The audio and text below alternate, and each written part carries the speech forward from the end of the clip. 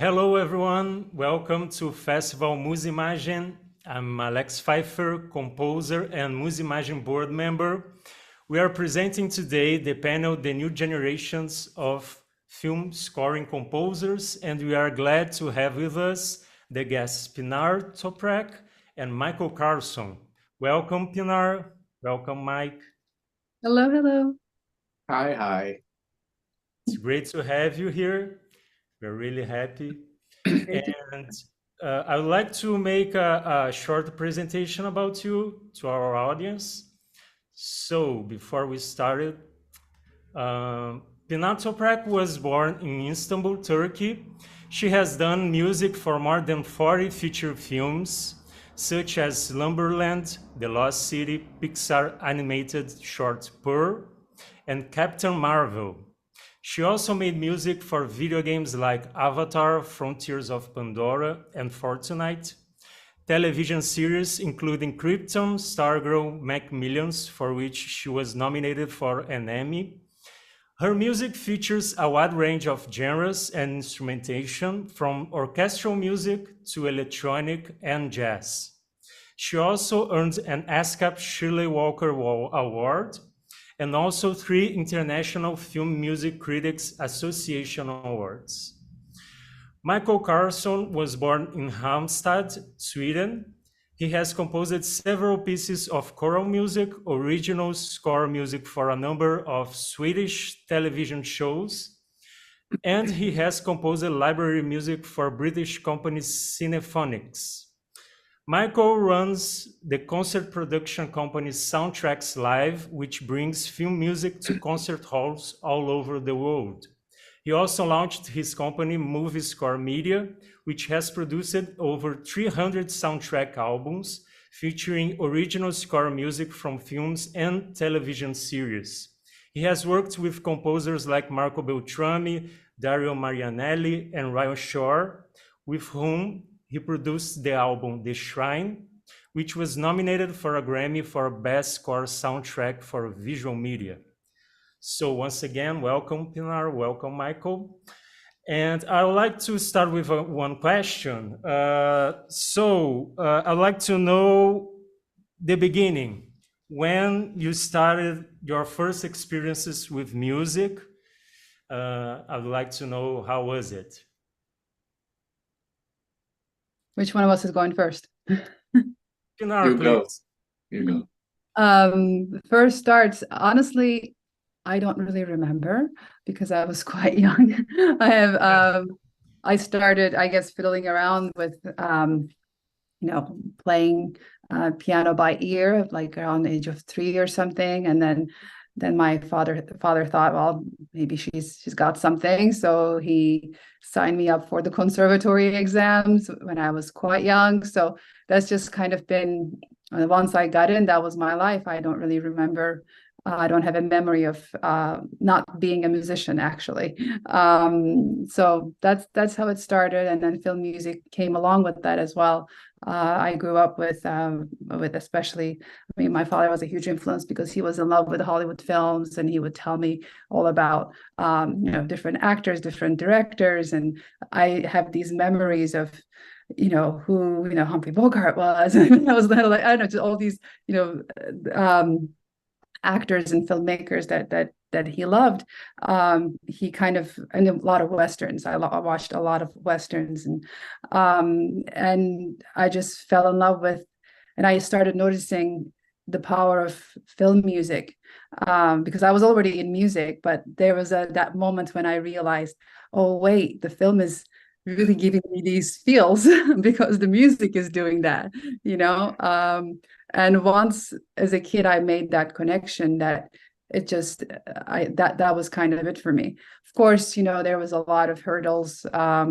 If I got into all the details, it would be here a long time, but it's just kind of the logistics of, would it be possible to have, being a Turkish woman, how was I going to do that? The logistics of, like, would I be able to actually be employed doing that, or is it just kind of a dream? And it was a dream that became a goal, and I'm very grateful that now it's my life. But I think because the love and the passion was so strong all those years, I knew that I would never be truly satisfied doing anything else with my life, and that I kind of put all my chips in that basket, so to speak. That makes sense. Yeah, great. I heard that John Williams was a big influence, right, for you?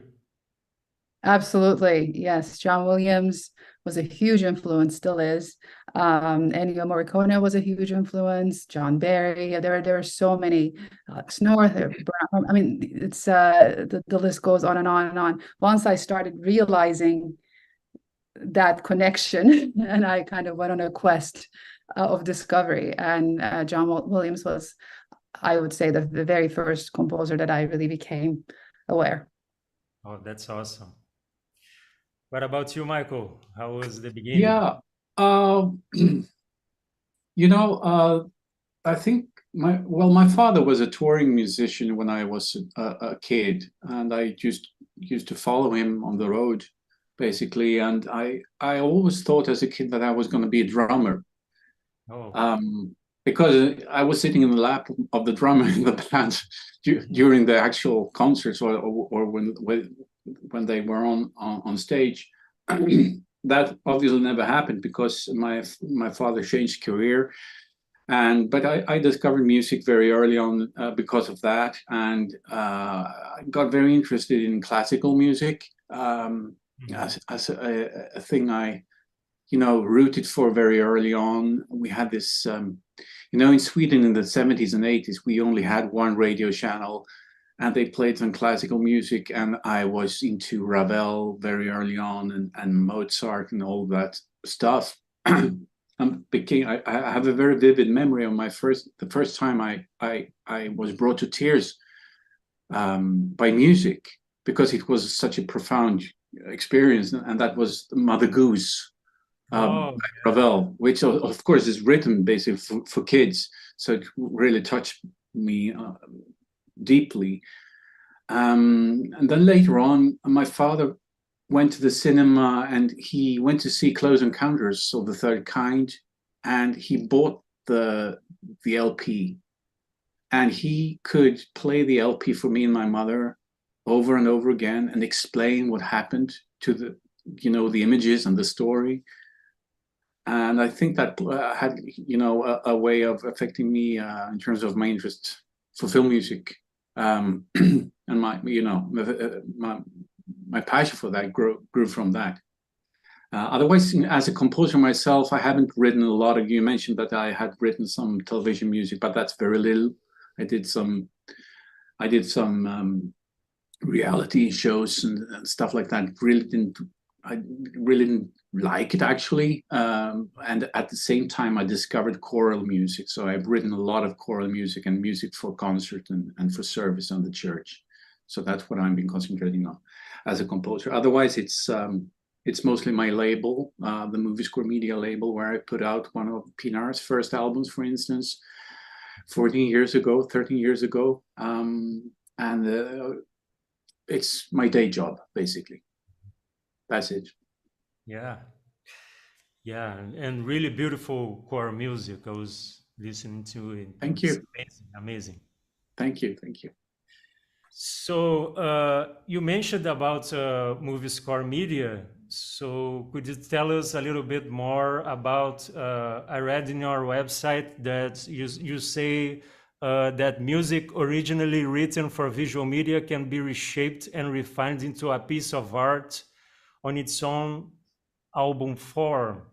So yeah, I can try to explain what I mean by that, because obviously, of course, music for film is a piece of art to begin with in its original form as well.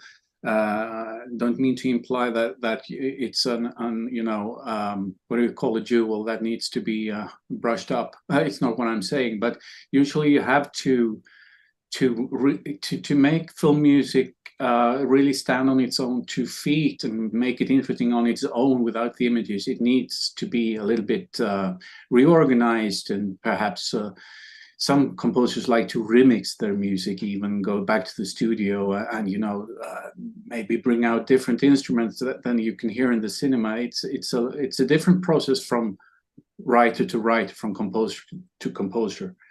But I put a lot of work into especially editing and making the music on an album flow and have a form that makes sense on its own, as opposed to sometimes, especially for instance, horror films, is the typical example where I feel that usually you need to rework it a little bit, because it usually starts out very light and supposed in the horror film to get into the mood that everything is fine, but it's not going to be fine. All the kids are fine and everything is happy, and then at the end it always grow darker.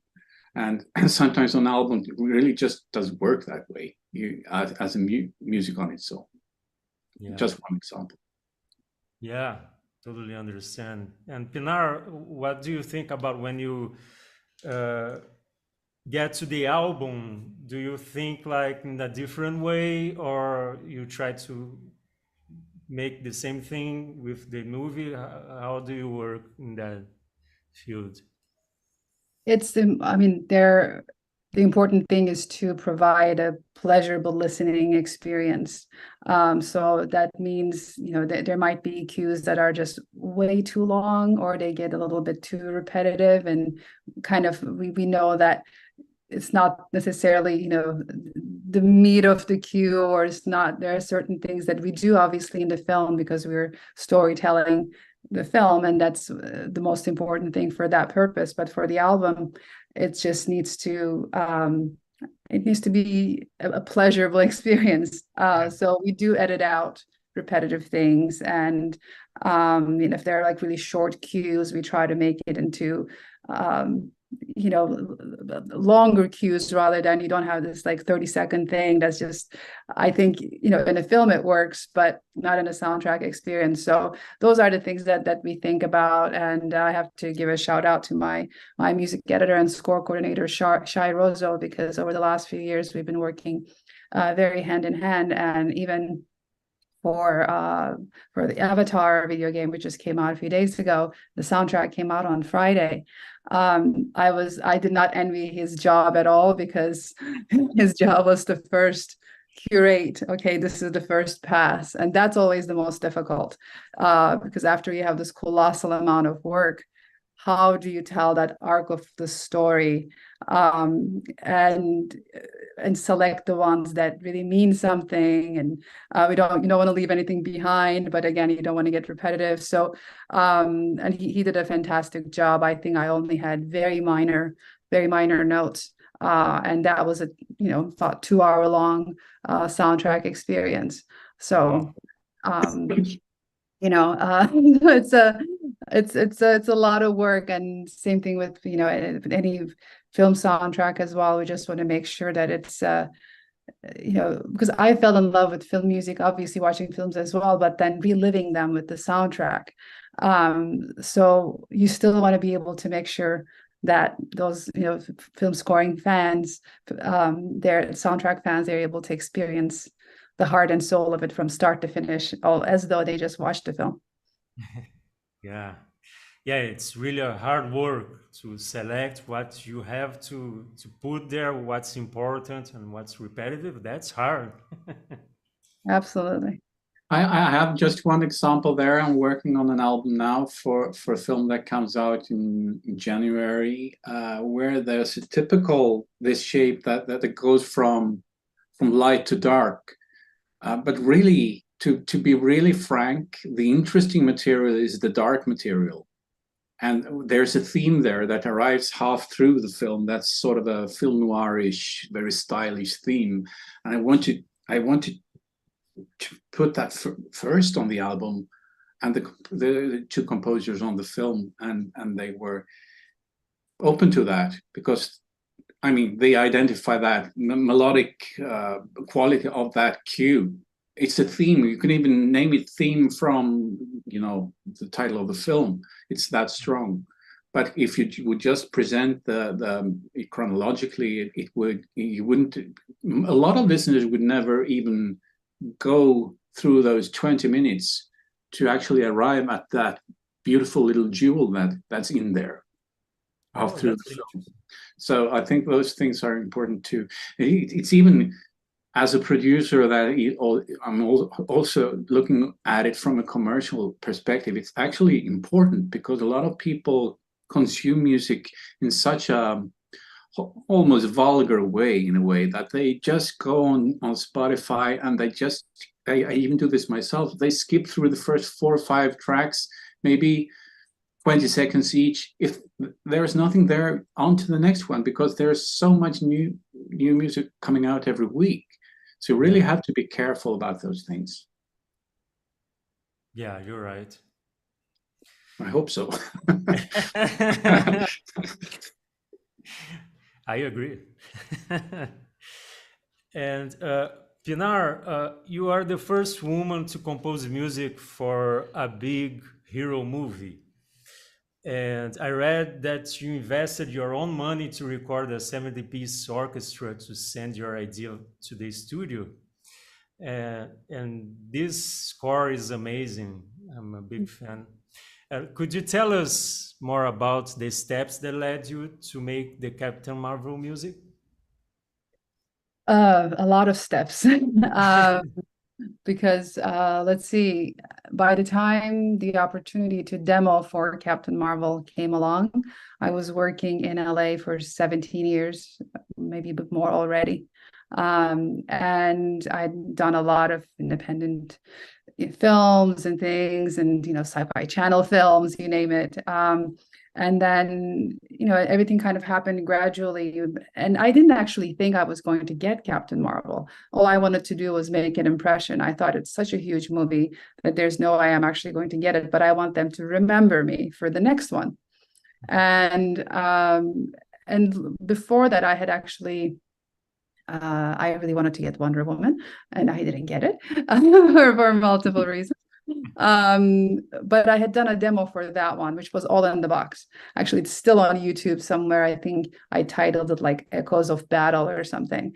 Lily Hayden, who's a wonderful violinist, singer, composer, she actually, she and I are the only live elements. She played the violin and the vocals as well. And that was sort of like my Wonder Woman demo, which didn't get me the job, but it actually got me the attention of Dave Jordan, who's the music supervisor for all Marvel films.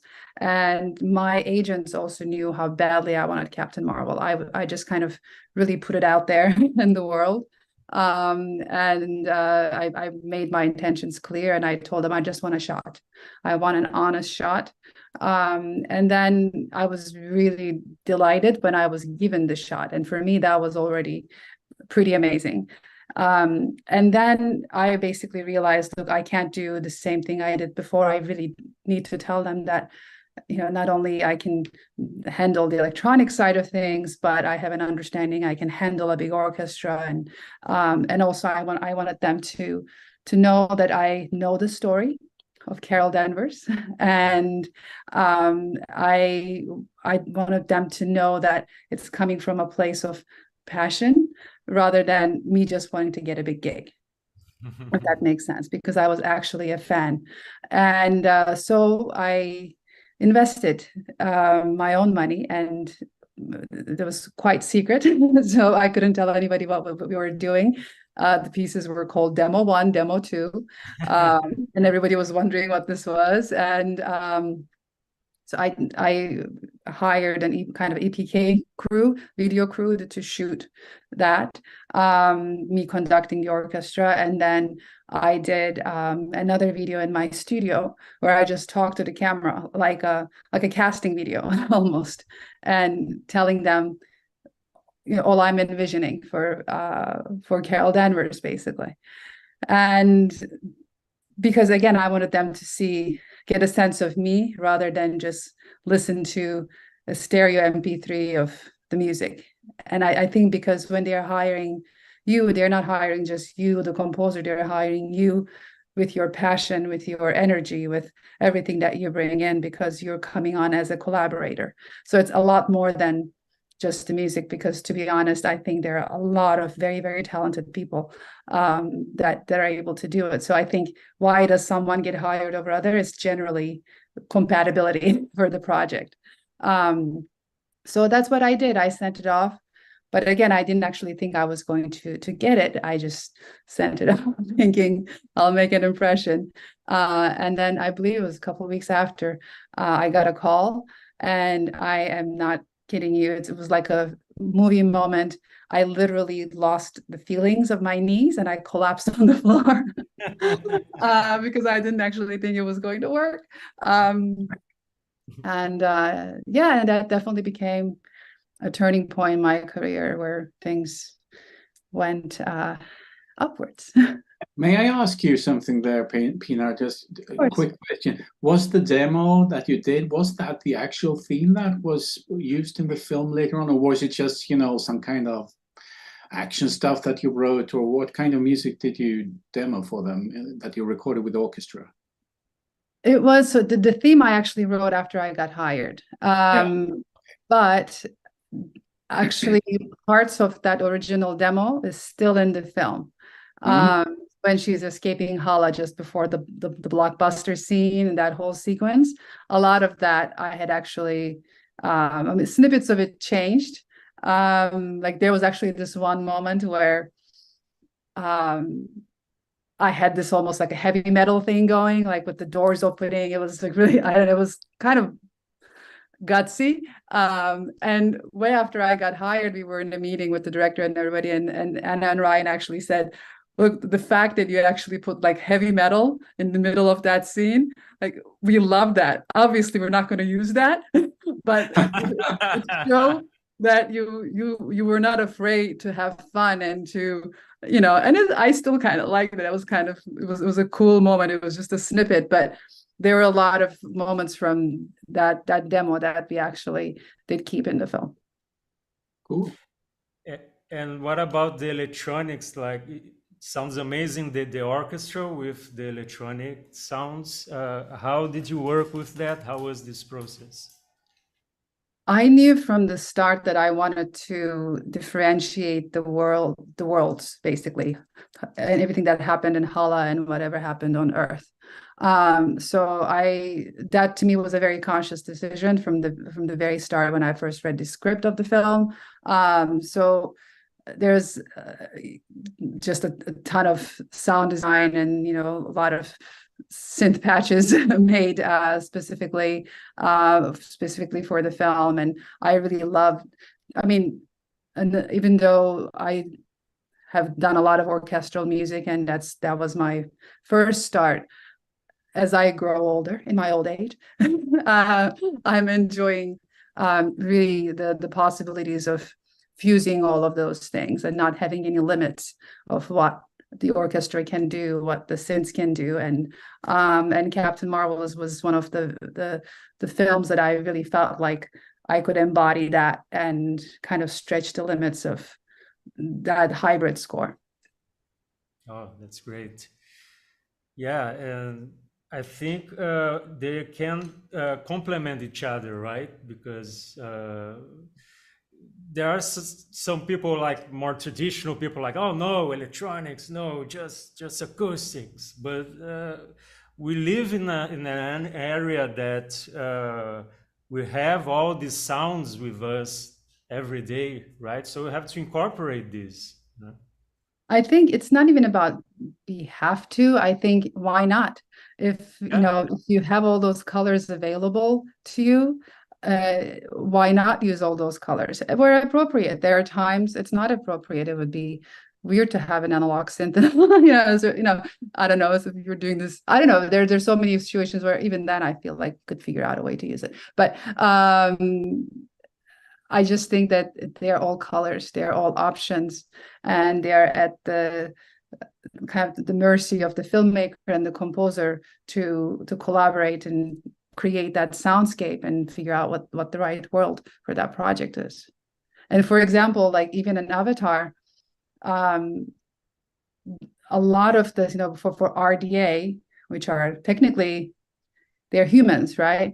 They have a more inhuman sound. They have a harsher sound that's got a lot more metal stuff and kind of much more gritty synth sounds. They're technically the humans, but anything, you know, a lot of the sounds for Pandora, even the ambience, just the approach of what I've used, they're a lot more organic. And even though you think, you know, it's just, I think it's all the creative choices and what makes sense for the project and the emotion that we're trying to evoke. Yeah. And Michael, you have produced a lot of albums. Do you see like the electronic music getting stronger with the orchestral? How do you see it? Oh, I don't think that there's electronics has been around for such a long time now, so it's not like it's a trend to have electronics with orchestra. I mean, look at Jerry Goldsmith in the 70s. I mean, it's been there for a long while. I think it's a very natural element of film music. But what I think is very interesting is I remember, for instance, you know, the composer Mason Bates. He's quite big in the States, at least, in concert music, and he's been doing some. I think he's been doing some film music as well. He did this concert piece with a lot of electronics in it. It was a drum machine and stuff going on, and that was kind of a sensation in the concert world. And while I was thinking, we've been doing this in film music for 3 decades now. What's the big deal? I mean, combining orchestra with electronic sounds, it's part of the vocabulary. It's something that's natural. What I see, though, is that we have the budget thing with a lot of mock-up scores that come to my attention a lot of the time, which is kind of difficult. Still, everyone would prefer to have the real thing, obviously, when you just hear that it's a digital orchestra. On the other hand, some of those scores sounds amazing these days. If the mock-up is good, it can be very convincing. And the other thing is, of course, the retro trend when it comes to electronic music. But then it's only electronic, that when you have the analog synths and that kind of stuff that sounds like 70s or 80s music that you can hear in a lot of sci-fi, you know, indie sci-fi films or horror films, which is kind of trendy right now. Yeah. And in your opinion, both Pinar and Michael, what do you think? We are talking about new generations of composers. What do you think that changed over the past years in the film music? Could you tell me your opinion about how music changed from the beginning until now, especially the past years? I think because it's become easier and more accessible, it's made some things better, and it's also saturated things as well. So I think that's just any kind of part of evolution. But there are a lot of people. I mean, when I first moved here, which was in 97, from Istanbul to the US, it was different. People that really only loved film music, they pursued film music. It just wasn't as common as it is now. In LA, most people I meet, even if I meet an actor, even if I meet, you know, a DP, are like, oh yeah, I want to, you know, start getting into scoring films as well. And again, there's nothing wrong with it, and a lot of people do a fabulous job. But what happens is this technology evolving and making certain things easier almost gives the false illusion that everybody can do it. So I think that's the part that is the trickiest. However, the fact that we have a lot more means, a lot more options to score, a lot more opportunities for people to get there at start. That part is really exciting because, you know, when we didn't have all these things, all these bunch of TV shows, and TV shows have become very cinematic now. It was almost, again, when I first started, if you were a TV composer, that was almost like not that great. There was the film composers, and then there was the TV composers. And video game wasn't really even, it was kind of, but it's definitely not the way it is right now. Again, because of the technology evolution, video games have become very cinematic and very powerful, and the experience have gotten bigger. But all of those things now added other employment opportunities, basically, for composers that are starting out, which is really exciting. It's just, again, it's goods and the bad. It's also kind of saturated as well. Same thing that goes for filmmaking. When you actually had to pay for film, specific, like actual, film in your hand, rather than having your iPhone and everybody becoming a filmmaker these days.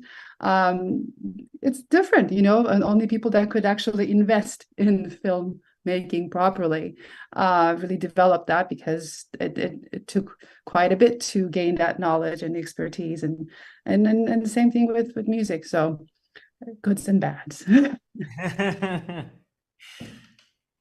Yeah, well, I think that obviously, Pinar, you're right there in LA, right in the middle of the actual industry where it all happens. But for someone like me, sitting on the other side of the pond and doing my stuff, what I see that is I would say is for me a very the big difference between now and 20 years ago is the sheer number of everything. The sheer number of composers I see every week. There are new names. Who is this Kaya girl? I've never heard of. I have to listen to it. Might be good, it might be bad, as always, and that's always been the case. The number of films that come out every week on Netflix is like, I can. There's no chance in the world that I can, be. There was a time when I felt that I knew every name of every film composer. I knew the names of all of them. If there was a new name, it was just someone who would score one film on. We knew every name. Today, it's so many.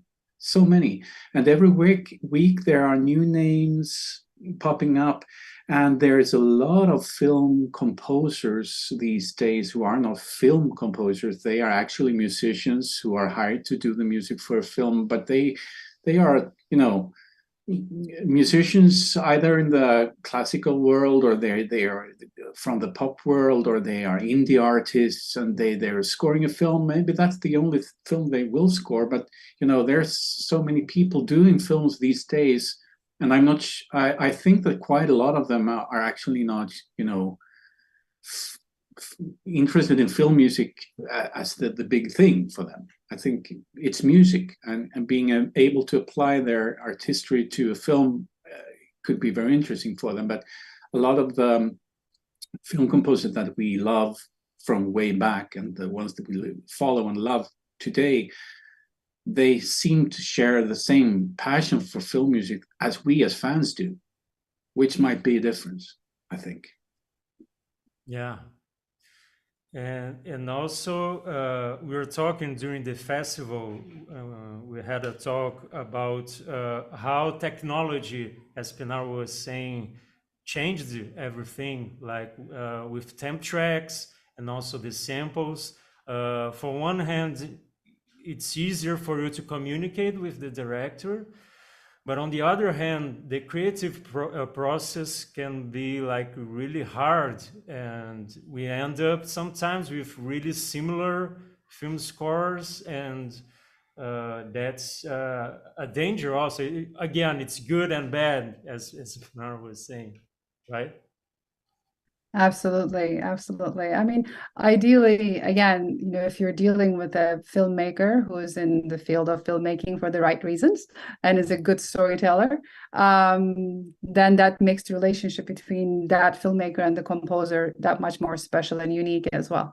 So it all depends. There's no right or wrong. I think I'm a huge fan of technology. I'm a geek. I love gadgets in every aspect in my studio, everything. I love what technology has done in a lot of ways, as long as it doesn't come at the cost of our humanity and our original artistry in the first place. Because I always say, a carpenter doesn't look at a hammer and say, "Oh, now that I have this hammer, I'm going to make a table." So ideally you say, "I want to make a table," and then you use the hammer and your other tools as tools. So it's the same thing as a creator. I think as long as you keep that creative spirit and knowing what you want to create, and you use your synths and your plugins and all the resources that are available to you to aid in achieving that artistic vision, that's great. And of course, sometimes, certain tools do give us, the inspiration, and there's nothing wrong with that as well. But again, as an artist, you should know what you're going for. Even though I have a lot of hardware synthesizers and a zillion plugins, if you give me one software synth that I love, I know I can create what I need to do with that. It's just I have other things, and sometimes it's a bit of they're living toys. Today I want to play with that toy. But in terms of actually, if I had to create using minimal tools, I should be able to do that. Yeah. Yeah, you need to know how to use the pencil if you need to, right? Absolutely. Yeah, can I ask you a question, Pinar? I'm not the moderator, but it got me triggered.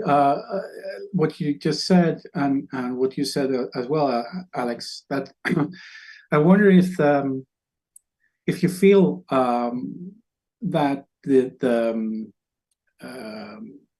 the trust in composers is there from filmmakers these days because of the approval process that is so detail oriented today, and that you can do these mock-ups with samples and stuff before you go into the studio. I mean, back in the day, a long time ago, even like before we were born, even they had to trust the composer. They could hammer out the theme at the piano, and the underscore was just going to be what they would record, and there were no way back. And these days right. They can control it, but you feel, how do you deal with this trust thing? Because it's important to be trusted, isn't it? Absolutely. In every aspect of life, it is important to feel trusted, because that's when we actually can output in the right way and pour ourselves into it. I think when I work with the filmmaker I haven't worked with before, it's really, there are a lot of things I do. Sometimes if they're not really sure of the approach, let's say they love their temp, but I want to show them something else.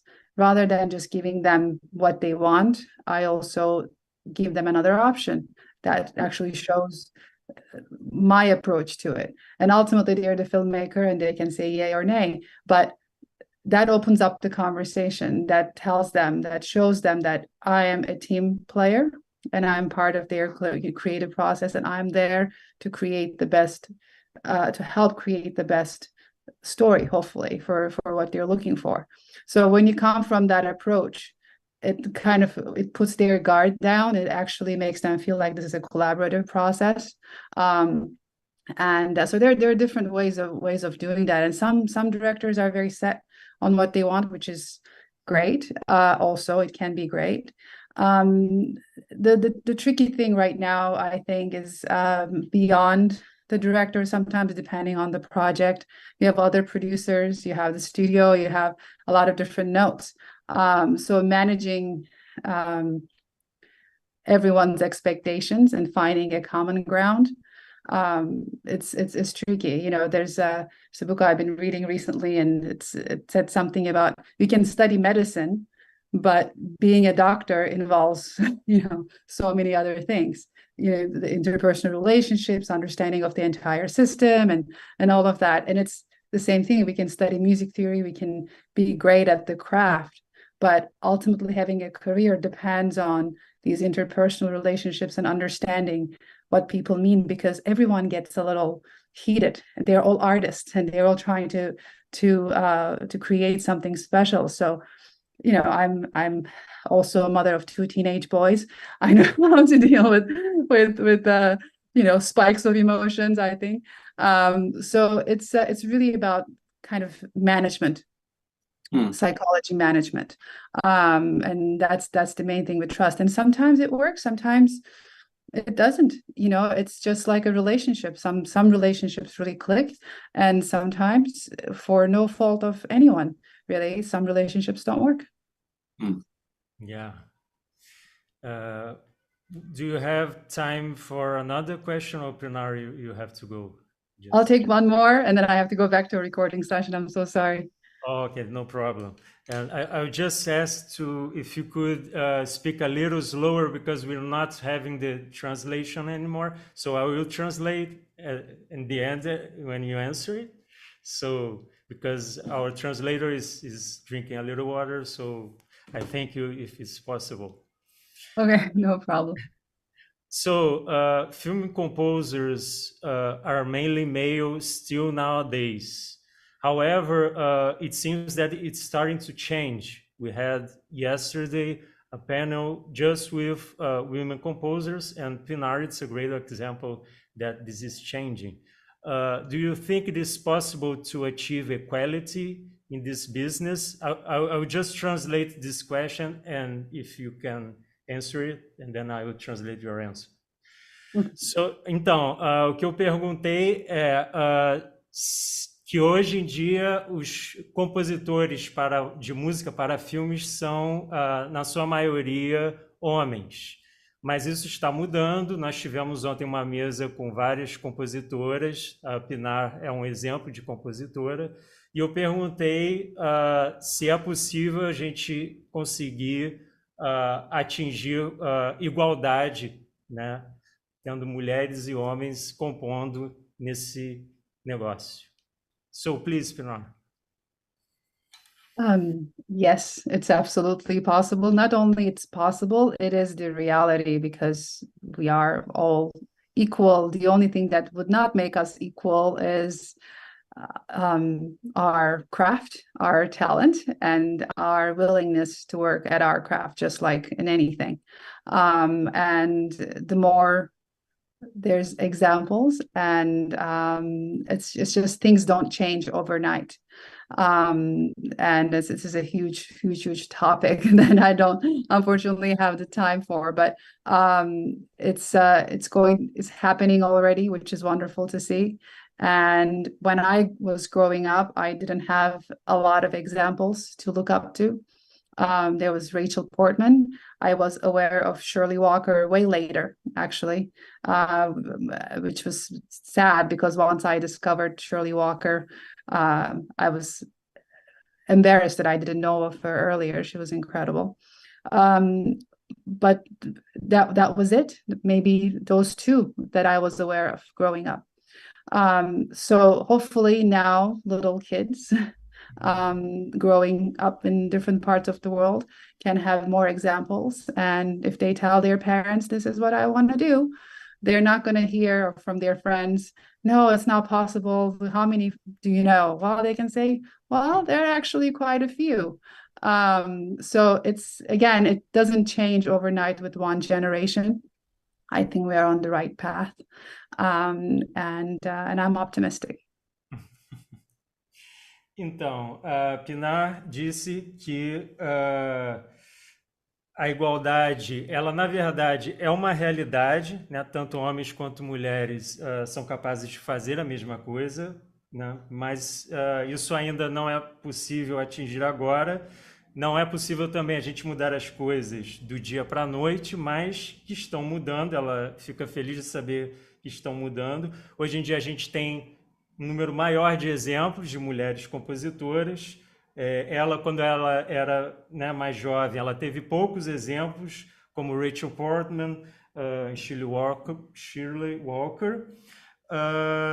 Então ela não tinha tantos exemplos, mas ela vê que isso está mudando e que ela tem um otimismo sobre as próximas gerações, né? Ela espera que as pequenas meninas de hoje que têm vontade de compor vão chegar e vão falar para os pais: eu quero fazer isso porque eu tenho hoje vários exemplos de mulheres compositoras. Então ela está otimista. So, Pinar, I think you have to go, right? Yes, thank you so much. This was wonderful. Thank you so much once Lovely. again. It was great to have you here.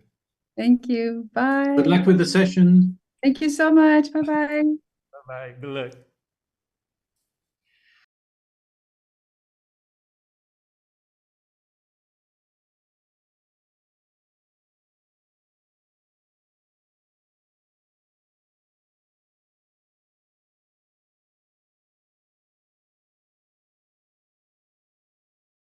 Qual é a sua opinião sobre esse assunto? Well, it's interesting. Well, let's see. When was this? Maybe 20 years ago, 25 years ago, I wrote a piece because I was a journalist back then, and I wrote a piece about this very subject. And it was I did some investigations and found I don't remember the exact number, but I checked how many films of the top 500 films every year that were scored by women. And at that point, I think it was 3 or 4% that were scored by women. And I remember that the headline was something about how Hollywood learned how to hire women to score at least a few films every year, something like that. And it has changed. It has definitely changed. And we see a big movement right now. And I'm very, as Pinar, I'm very, very positive here. I think it's changing, but as she said, it's not happening overnight, obviously. But I think that we see. I mean, you have just look. Pinar did Captain Marvel, and now we have Laura Cartman who did the Marvels. So just look at that. Some extremely high budgets, extremely. Very, very expensive films where the music is done by female composers. It's the way it should be. Yeah, totally agree. Michael disse então que ele concorda com o Pinar, que o cenário está mudando e que 20 anos atrás just a moment, I have something here. Ok. 20 anos atrás, ele escreveu um texto sobre os top 500 filmes feitos por ano, e desses 500 filmes feitos, apenas 4 ou 5 eram feitos por compositoras, né? Mas ele vê que isso está mudando, né, gradualmente. Como o Pinar falou, ele falou que não é movimento, né, que você consegue mudar a coisa da noite para o dia, mas que está acontecendo, né? A gente tem um exemplo da Pinar, ele deu o exemplo da Laura, que fez Marvels também, né? São filmes enormes, com um orçamento enorme. Então, ele também está otimista de que o cenário pode e vai continuar melhorando. Okay, so Michael, I have another question about soundtracks live. You have been the symphonic concert producer for the International Film Music Festival of the province of Córdoba, Spain. In the past, and even nowadays, some people from the concert music world still considers film music not that important, unfortunately. Do you think that film music is starting to be more recognized in this context? I will just translate the question, just a minute. Então, a minha pergunta é, o Michael ele tem uma empresa chamada Soundtracks Live e ele tem produzido concertos sinfônicos, por exemplo, para o Festival Internacional de Música para Filmes de Córdoba. E ainda hoje em dia, no mundo da música de concerto, muitas pessoas entendem a música para filmes como algo que não é tão importante. Então eu perguntei para ele se ele acha que a música para filmes está começando a ter um reconhecimento maior nesse contexto da música para concerto. So, Michael, please. Okay. Well, I think so. I think that there's a gradual movement there as well.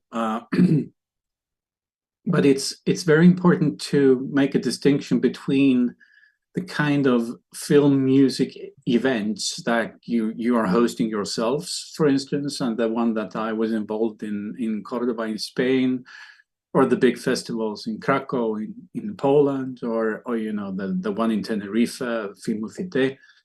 All of those are devoted to film music, and that still are not like a part of the classical musical establishment. It's just, you know, it's a separate cultural expression, I think. What the big challenge, and what I'm actually a little bit more interested in myself, is to try to get film music more into the concert halls in their regular programming, or at least as you know, to have some film music concerts in a general program for a season, for instance. I think right. that's because that's when we offer film music to people who, you know, buy series of tickets. They go to every concert, and then they're all of a sudden they're going to experience film music because they just bought 6 concerts in one package, and that kind of thinking, because it's as it I know you need to translate, but no, now you can go. I'll translate. I can go on now. Okay, great. Wonderful. Because I think let's see where I was going with that. I think that if you have, I mean, I come from a point where I want to, you know, if you run a label and you love film music, one of the things that you always want to do is you're kind of on a mission all the time to try to convince others that this is great music. And it's one of the things, and one of the missions of Soundtracks Live is to try to, explain to concert hall producers and conductors and orchestra managers that, you know, it's not just that, you know, film music is a cool thing that will bring kids to the concert hall, because that's the usual scenario, that they understand that, okay, if we want to bring teenagers to the concert hall, they're not going to come for Mozart or Beethoven. But if it says that it's going to be music from Captain Marvel or you know, Star Wars, Indiana Jones or something like that, they might go. If it's Game of Thrones, you're gonna get hordes of you know, so many people will come just to hear that theme tune, even though it's difficult to hear the solo cello in a full concert hall with full orchestra behind it. It's still, you know, it's still something that will drag people into the concert hall. But what I want to say to these people is that, yeah, I understand that, but the other side of the coin is that it's actually good music sometimes. Sometimes it's very, very interesting, rewarding music on its own. compositionally interesting, with colors you never hear in contemporary concert music, for instance. So I think that's one of the most interesting things to try to do, to actually show them that it's not just something that's cool, that kids will love because they recognize the tune. It's actually good music. Yeah, we have a lot of good music. Yeah. And also nowadays, we were talking about this, music is accessed mainly in the digital form, right? So now you produced a lot of albums. Nowadays, how do you work with that? Sometimes you have people that still wants the physical album, but not like a big audience, right? Yeah, that's absolutely right. We have the label. Actually, have you mentioned 300, but that's an old figure. It's over 600 albums. Wow. now. Sorry about that. Yeah, it's not a big deal, but just to mention that it has really been a lot of music that I put out. Yeah, that's So, amazing. yeah, a Congratulations. lot of different composers. But one of the things I can say that would never have happened if everything would have been on CD. Oh, okay. Because that would I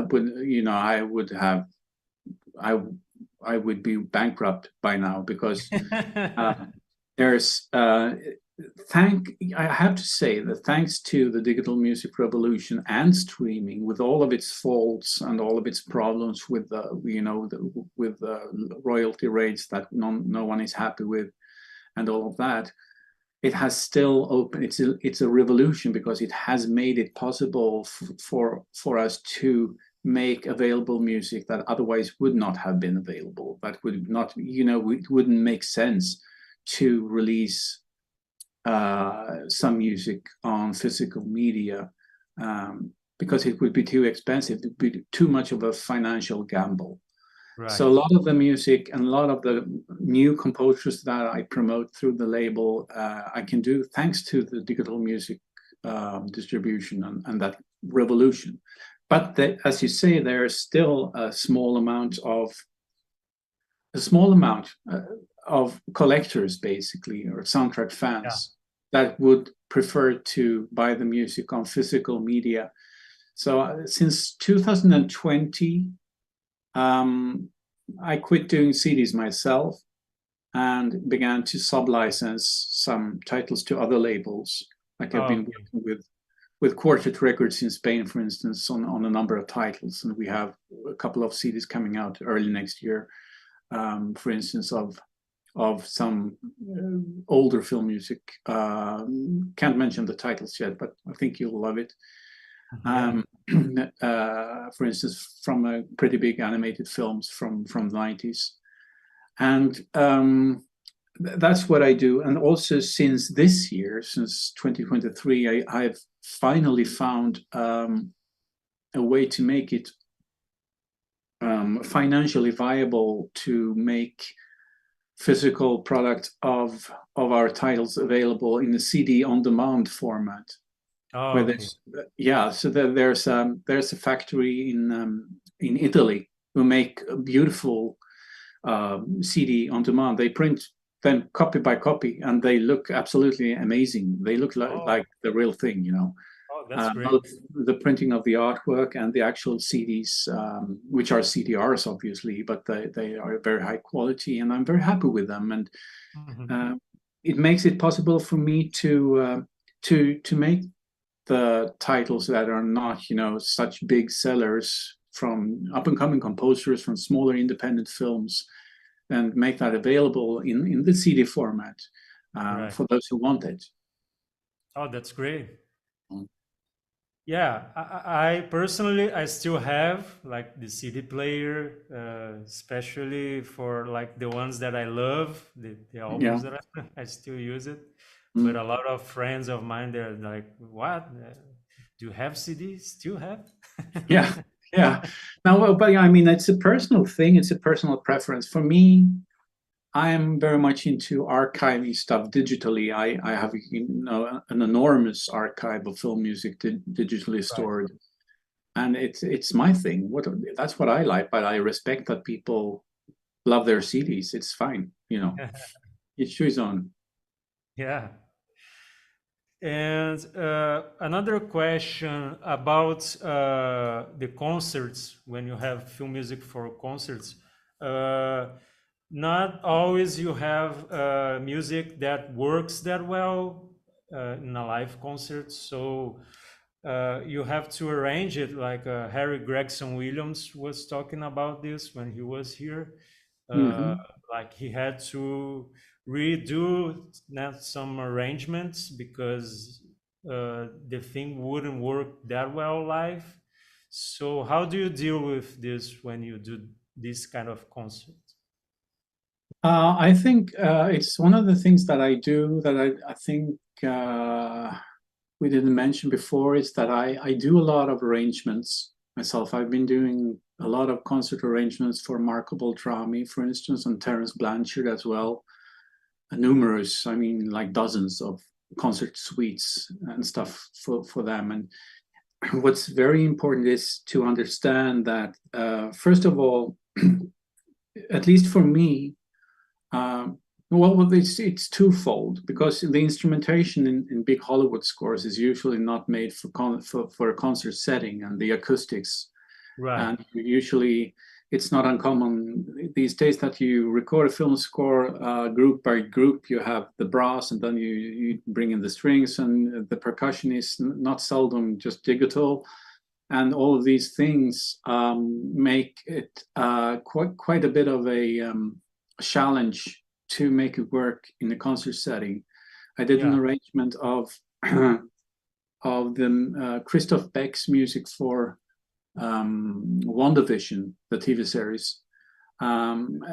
We put on a suite here in my with the symphony orchestra here in Gothenburg, and it was one thing to create the suite in terms of form, and cutting it together first, cutting the audio together and find a nice shape for the suite.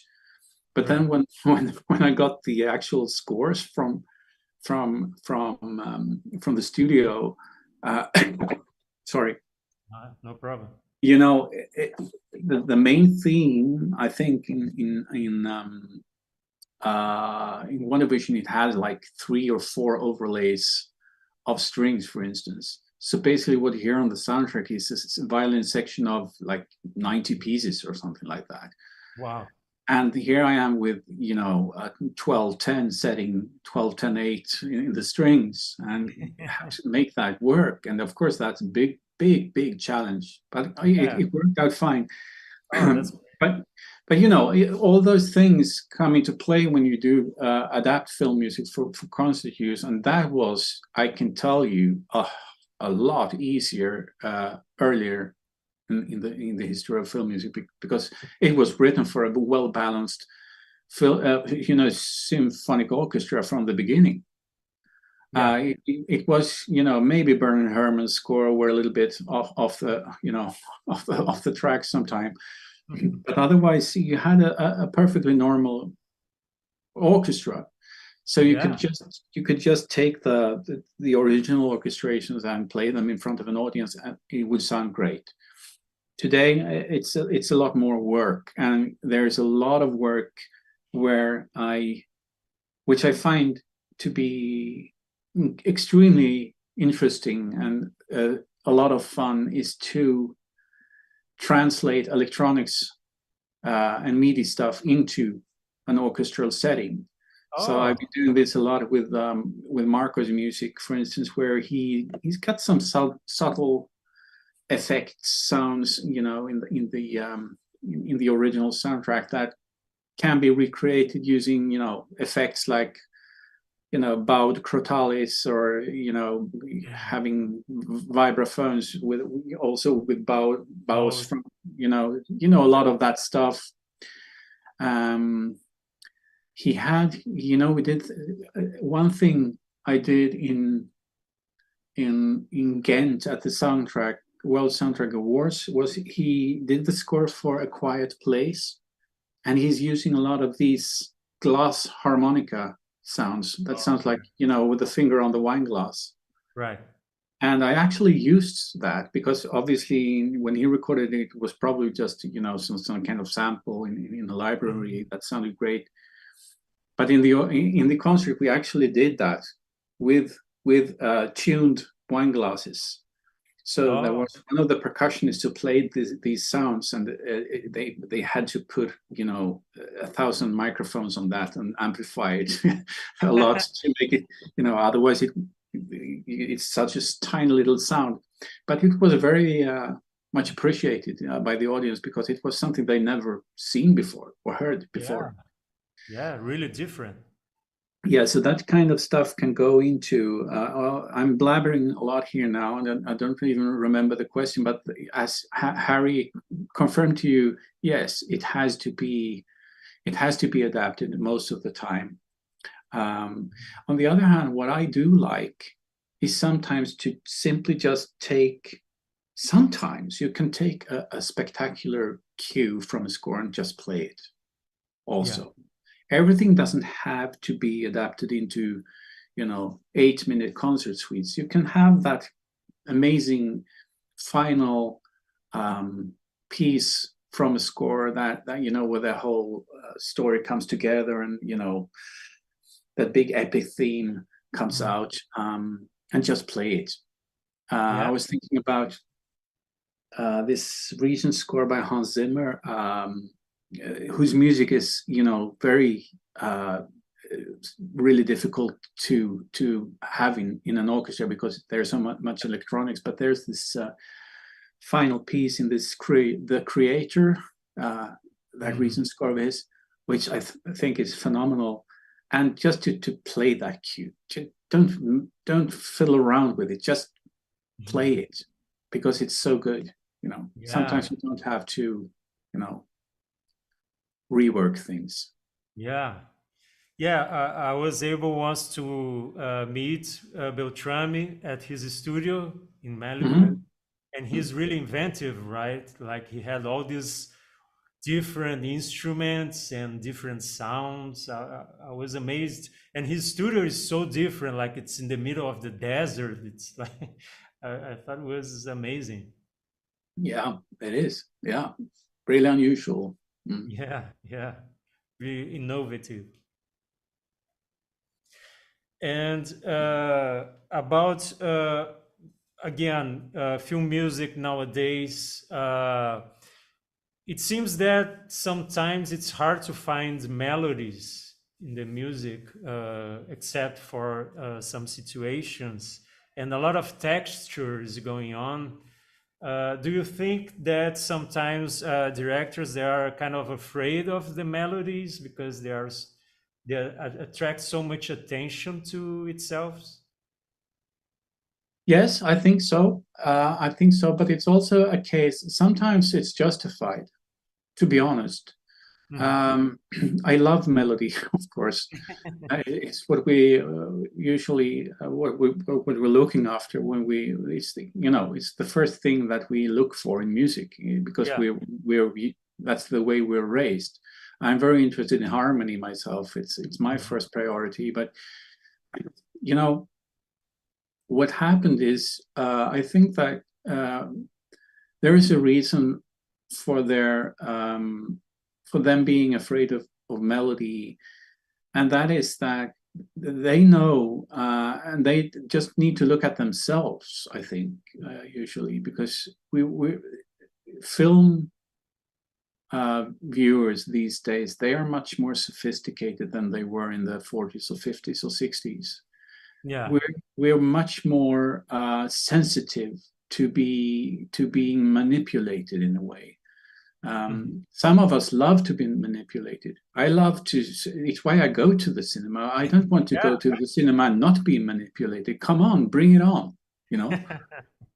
It's what I love about film, is to be, dragged into something that I don't know what's going to happen. It's exhilarating, and all the emotion that can be channeled through music and melody is what I love. But you know, I think that a lot of people are much more sensitive to that. They feel that they are being fooled when they watch something and being written on the nose that they're supposed to feel something, you know, specific. For some reason, music is what we're most sensitive to, because no one is complaining about lighting, for instance, in a scene, or the cutting, or the tempo of the cutting. You don't see anyone complaining. See, well, sometimes people complain about actors overacting, or, you know, not being right for the role, or you can be sensitive towards dialogue. But you know, music has always been there in a way that people, if you don't like film music and see film music as a very natural component of this all-encompassing art form, then I think that people are more sensitive to music these days than they were before. At least that's my theory. And so I can understand why they are afraid. But the other thing is that films these days often are not done in a way that makes room for music. It's like there would only be, you know, there is no space for music to do its job. You understand what I mean? I think that there's... I have a very good example of a Swedish film, Let the Right One In, the vampire film that came out in 2008, I think. It's an art house film, but, you know, opened the door to Thomas Alfredson, the director, to go to the United States, and it was a big breakthrough for the composer Johan Söderqvist, the Swedish composer. He that film is actually made in such a brilliant way, so that when music, there's a lot of melody in that score, and you know, very beautiful main theme and all of that, and it's allowed to do its job at certain points where it's so clear that here is the music, and it's carrying the story forward. For instance, using the music in montage scenes, like a montage sequence. But, you know, in a lot of films, there's so much, I always have the feeling that there's no space for music. Yeah. Especially if you have these brilliant directors, you know, the visionary directors, there's always a few. There seems to be more music that works, more space for music, I should say, in certain spots. But otherwise, if you look at the main bulk of all the, you know, films that are being made, there's no space for music, which is sad. It's like they realize afterwards that, yeah, we need to have some music here, but why do we need it if we don't have, you know, what's the purpose? That's a bit of the feeling I get, and that's why you get it all textural. And, you know, beats and, you know, stuff going on in the background that's very subtle, maybe, no melody, because there's no room for it to do more than that. No. Yeah, makes sense. And that's my theory. I'm not sure if I'm on the right track, but it's what I've been thinking. Yeah, I agree. And also, you have a lot of sound effects all the time, right? So you don't have room for music. And if you watch, like, I don't know, great movies like Vertigo, like you have a lot of silence in the movie, like no dialogue, and the music comes and then takes the movie, right? If you didn't have music in this movie, it wouldn't work. Yeah, that's right. That's right. And I mean, I think it's dangerous also to it's not dangerous, that's the wrong word, but we should not say that this is an overall, that we're doomed. There is no, you know, there are many examples of beautifully scored films where there actually is melody. I mean, look at films like the ones Pinar has been doing, for instance. I mean, Captain Marvel has melody. Come on, it's Yeah. that's main theme with a minor seventh leap at the beginning of that tune. It's quite original, and it's a melody. So I mean, It's a of lot course, of there's melody. yeah. Yeah. Yeah, she uses a lot of melodies. You're totally right. But anyway, I think nowadays we have so many different styles also, right? So we cannot like be like a general opinion. It's just something that I observed in a lot of movies, but you're totally right. We cannot say like the melody is dead. It's not. It's not. And I think that you see, it's also a cultural thing. I mean, film music is so much more than Hollywood. Obviously, you know this. Yeah, Obviously. you're right. And I mean, there's so much stuff coming out, and there are so many films being made in other cultural. You know, I put out 3 albums a couple of years ago by. Let me see just the title, because I Sure. thought it was so extremely Sure. beautiful. It was. Sorry about this. No, don't worry. Spontaneous break. It was. Let me see. The title was "There Is No Evil," and the composer Amir Molukpour Mm. from Iran. Okay. I put out 3 short scores by him, and Mm. you know, this is a completely different film culture, and there is melody, and it's beautiful. Oh, I mean,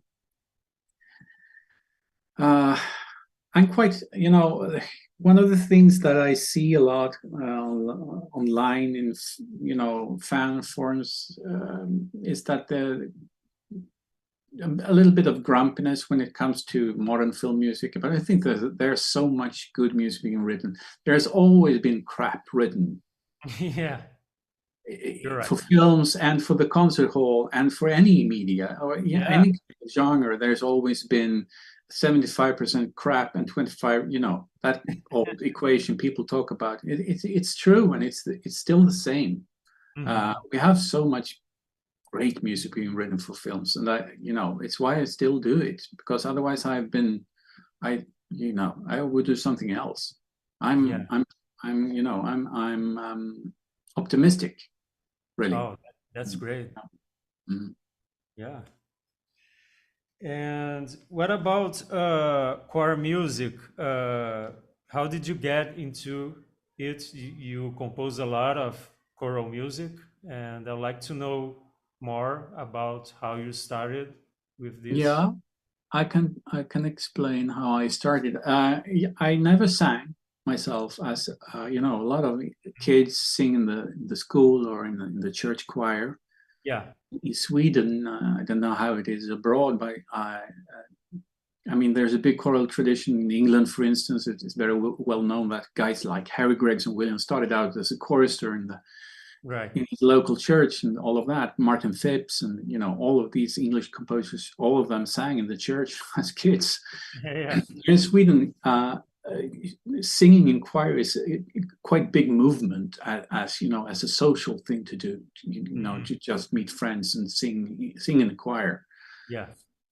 And I never did that until I was 30-ish, 35, something like that, when I discovered through my work as a journalist that maybe choirs would be something cool to do, because I had been writing a lot of music, you know, at the piano, and you know, been doing some music for my friends' amateur films as a teenager in my early 20s. Never thought I had a voice that I could use as an instrument, and so I tried out for a choir and became a member, and discovered that I was quite fluent in this, and that I had a pretty good voice, and I really loved it. Oh, And that's what great. happened? Yeah, what happened was that I sat in my first rehearsal with the choir here in Gothenburg, a chamber choir that they were going to do a program with all American choral music. Oh, So they did a lot of Samuel Barber and Charles yeah. Ives and you know various things. And there was a piece called Water Night by a certain Eric Whittaker. Oh, yeah. Yeah. And I had never heard of this guy, never heard of the piece. I had never read the poem by Octavio Paz. And it was mind blowing. I was, I was singing the piece, but from bar to bar, I didn't know what was going to come next. Right. And there were so many moments in that piece that made me, completely. It was an otherworldly experience. It had such an incredible impact on me. It was almost religious. Yeah. The end of that piece ends with an amazing text, which is carried out by the altos in the choir in such an incredibly beautiful way. And there are some clusters in it. I remember that there's I'm a first tenor, so Okay. high tenor. So there was in one spot that there was a chord in the next bar, or rather the note that I was going to sing. I was thinking, how on earth is this going to sound? Because this is not right in the key we're singing. So I just sang it, and it was, wow. Can you write like this? So it took a few weeks for me to realize that I needed to try it out myself, to do something like that. So I picked out a poem by a Swedish poet that I liked, and just tried it out. I sat on my piano and just wrote a piece, basically very just based on the words and the flow that came through that creatively. And I handed that piece over to my conductor, who I didn't know very well at the time, and asked for advice. If she could, about ranges and tessitura and technique and all of that. And she said, "Oh, good, I'll have a look at it." And at the next rehearsal, she had made copies for the whole choir and had decided that we would sing that piece in our next concert. Oh, that's amazing. Yeah, so and from that moment on, I've been doing it a lot, and she's been, obviously, this conductor has been a great friend and the one who's been encouraging me and commissioned pieces for me for 15 years now. Wow. And I wrote a requiem for choir and string orchestra, and did other things as well, and some so that's where it started, really. And it's still a big passion of mine, and I'm very much invested in choirs and choral music in other ways as well. Championing in other composers' choral music, and producing concerts, and I'm produced several choirs in the city, and do a lot of work in that area because that's great. Simply love it. I love it. Yeah, me too. I love it. I've never written choral music, but You should. Yeah, maybe. And it's kind of difficult, I think, because you need to think about the melody, right? It's really important, like the singer can sing that. You cannot like make something really like crazy, and you have to the way that the melody is conducted, it's really important, right? Yeah, that's one of the The things. voice, right? Yeah, well, you're right that it's important, but it's very as I said before, I'm very much focused on harmony, and harmony is it's very how you sort of orchestrate a cappella music is very much, for me, it's very much about harmony, and melody very often comes as a secondary thought for me. Okay. It's very often it comes from the harmony, really. Oh, okay. Yeah, and I mean, you can do a lot of things you can do much more require than you think. I think. I mean, what I see sometimes, even with some of the great old masters, is that you can sort of sense that they were not singers themselves. They were not it's more like orchestral music, but for voices sometimes. Oh, I understand.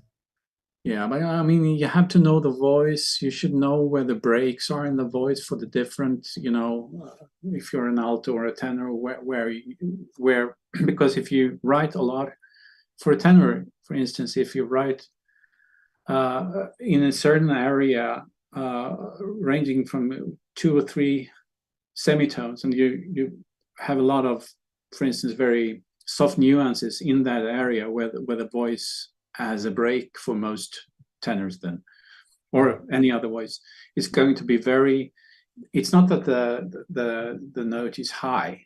It's not about that. It's just that it's at the break, and that's going to kill the singer if you do that for 5 minutes. Yeah. So that's one of the things, for instance, to consider. Okay. So it seems that unfortunately we are running out of time. But once again, Michael, I'd like to thank you very much for being here with us. It was a great pleasure. Thank you. To talk to Thank you. And hopefully you come to Brazil next time. It would be great to meet you in person. Would love to, very much. Yes, Yeah. absolutely.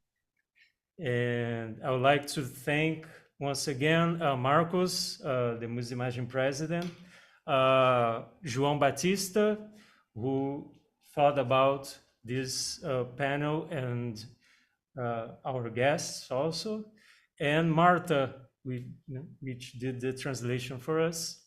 So once again, thank you again, Michael, and see you next time. Yep. Bye-bye. Bye-bye.